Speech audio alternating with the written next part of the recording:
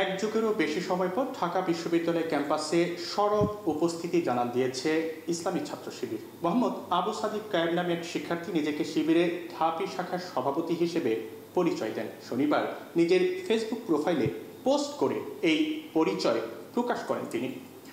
এরপর থেকেই সামাজিক যোগাযোগ মাধ্যমে শুরু হয় ব্যাপক আলোচনা সমালোচনা। জানা গেছে, সাদিক কায়েম ঢাবির রাষ্ট্রবিজ্ঞান বিভাগের 2016-17 সেশনের 11তম ব্যাচের শিক্ষার্থী। সমন্বয়কের তালিকায় নাম না থাকলেও জুলাই মাসে চলা ছাত্র আন্দোলনে সামনের কাতারেই ছিলেন সাদিক কায়েম।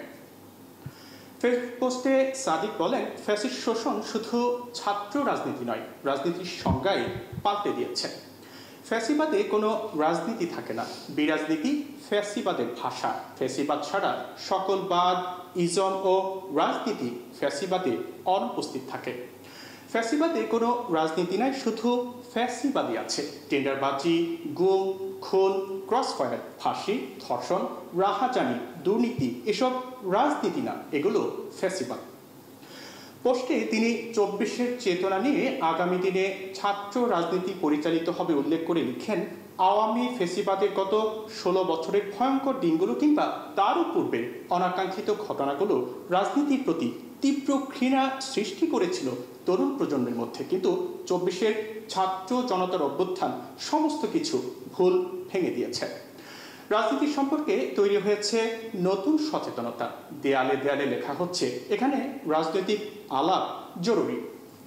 সাদিক আরও লিখেন, ভবিষ্যতের ছাত্র রাজনীতিতে মত দ্বিমত হবে, যুক্তির পাথরে সবাই বিক্ষিপ্ত হবে, কিন্তু কোনো হকি স্টিক কিংবা স্টাম্প থাকবে না, কোনো ডেস্ট্রোম গণরম থাকবে না। 24-এর আকাঙ্ক্ষাকে বুকে নিয়ে এগিয়ে যাবে এই ছাত্র রাজনীতি। মধ্যতে ভিন্ন মতের কেউ চা খেলে অপর পক্ষের কেউ তেড়ে আসবে না। আমরা জানি, এই স্বাধীনতার জন্য শহীদ হয়েছে রাজনৈতিক দল সংশ্লিষ্ট এবং দলের আওতামুক্ত রাজনীতি সচেতন ছাত্র জনতা। ফ্যাসিবাদের পতন ঘটানোর চেয়ে বড় রাজনীতি আর কোনো রাজনীতিই না। আমরা চাই সেই রাজনীতির আদর্শে ছাত্র রাজনীতির ব্যাপক ইতিবাচক সংস্কার হবে।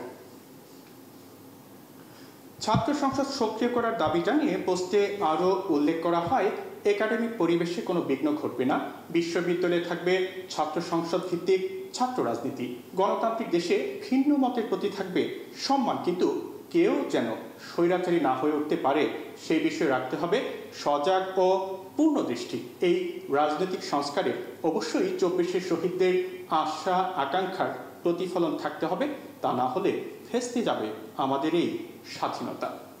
আমরা চাই ছাত্র রাজনীতির সংস্কার, গবেষণা, পলিসি ডায়ালগের মধ্য দিয়ে তা বাস্তবায়িত হোক। এ লক্ষ্যে সবাইকে এগিয়ে আসার আহ্বান জানাচ্ছি। পোস্টের শেষে পরিচয় উল্লেখ করে লেখা হয়, সাদিক কায়েম, সভাপতি, বাংলাদেশ ইসলামী ছাত্র শিবির, ঢাকা বিশ্ববিদ্যালয়। এদিকে পরিচয় প্রকাশের পর এ নিয়ে ফেসবুক জুড়ে শুরু হয় নানা আলোচনা সমালোচনার ঝড়। রোববার একটি স্ট্যাটাসে প্রবাসী সাংবাদিক জুলকারনাইন সায়ের খান লিখেছেন, ছেলেটাকে আমি চিনতাম সালমান নামে, পরিচয় জুলের 25 তারিখ থেকে, তারপর নিয়মিতই কথা হতো। এছাড়া হঠাৎ সালমানের শিবির পরিচয়ে অবাক হয়েছেন জুলকারনাইন।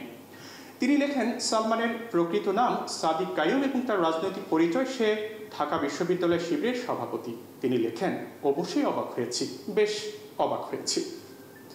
এদিকে বাংলাদেশ ইসলামী ছাত্র শিবিরের কেন্দ্রীয় সভাপতি মঞ্জুরুল ইসলাম শনিবার এক পোস্ট দিয়ে বলেন, সাদিক কায়েম শিবিরের ঢাবি শাখার সভাপতি। 2-1 দিনের মধ্যে সেক্রেটারি সহ ঢাকা বিশ্ববিদ্যালয় শাখা ছাত্র শিবিরের পূর্ণাঙ্গ কমিটি ঘোষণা করা হবে। জানা গেছে, সাদিক কায়েমের বাবা জেলা শহরের একজন কাপড় ব্যবসায়ী। তার ছোট ভাইও চট্টগ্রাম বিশ্ববিদ্যালয়ে ছাত্র শিবিরের রাজনীতির সঙ্গে সম্পৃক্ত। ছোটবেলা থেকেই সাদিক খাগড়াছড়ি, বাইতুল শরফ, জব্বারিয়া আদর্শ মাদ্রাসা থেকে দাখিল এবং পরবর্তীতে চট্টগ্রামের বাইতুল শরফ থেকে আলিম পাশ করেন। এরপর ভর্তি হন ঢাকা বিশ্ববিদ্যালয়ের রাষ্ট্রবিজ্ঞান বিভাগে। সাদিক কায়েম পার্বত্য চট্টগ্রাম ছাত্র সংসদের সাবেক সভাপতি, হিল সোসাইটির সাবেক প্রতিষ্ঠাতা, সেভ ইউথ স্টুডেন্টস এগেন্স্ট ভায়োলেন্সের সাবেক ফেসিলিটেটর, সুদর্শন হল অ্যাসোসিয়েশন অব পলিটিক্যাল সায়েন্সের সাবেক সাংগঠনিক সম্পাদক, বাংলাদেশ ইউথ ইনিশিয়েটিভ BYI এর সাবেক সাধারণ সম্পাদক। প্রসঙ্গত গত 5 আগস্ট কোটা বিরোধী আন্দোলনে আওয়ামী লীগ শুরু থেকে দাবি করে আসছিল যে এই আন্দোলনের পেছনে মূল ভূমিকা পালন করেছে জামায়াত শিবির। তবে সংগঠনটির পক্ষ থেকে প্রকাশ্যে আওয়ামী লীগের এই দাবির ব্যাপারে কিছু বলা হয়নি।